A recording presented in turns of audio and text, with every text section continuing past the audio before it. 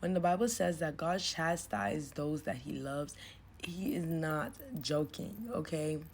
I also heard somebody say that the further you get with God, the more no's that you will hear, and I couldn't agree more. Because last week I was asking God, okay, God, I want a show to watch. I remember growing up, I would always have like a long form show because I love seasonal shows that have like 8 seasons plus. And so I was like, okay, God, please, I need a show to binge, things like that. Just on my free time while I'm eating and things like that. So yeah, I finally found a show, and I was like, God, thank you so much for giving me this show, because it was actually a clean show. Like, that's also an issue, especially with being a Christian. I want a clean show, a show that does not have lustful things in it, a show that does not glorify worldly things. So I want just a secular show. I didn't necessarily want a Christian show, which would have been fine too, but a secular show was still good in my eyes.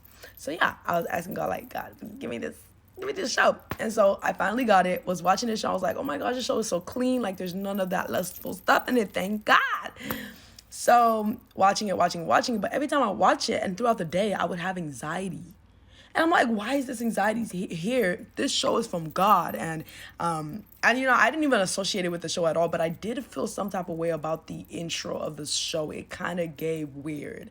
When your spirit just detects something weird, that was what that was. So then I felt a little thing about it. But later on in the day, obviously, like I said, I was having anxiety throughout the day, and I don't usually have anxiety. And so that's when God is talking to you. If you feel anxiety, just know God is trying to tell you something.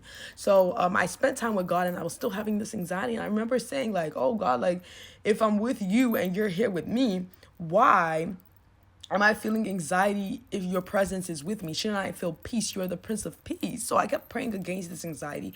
Anyways, later on in the day, I got to church, and tell me why the preaching, not the preaching, the prayer that was at my young adult prayer group, and also the main church prayer, was all about the fear of the Lord and listening to what God has to say and denouncing things that God has told you to not do anymore.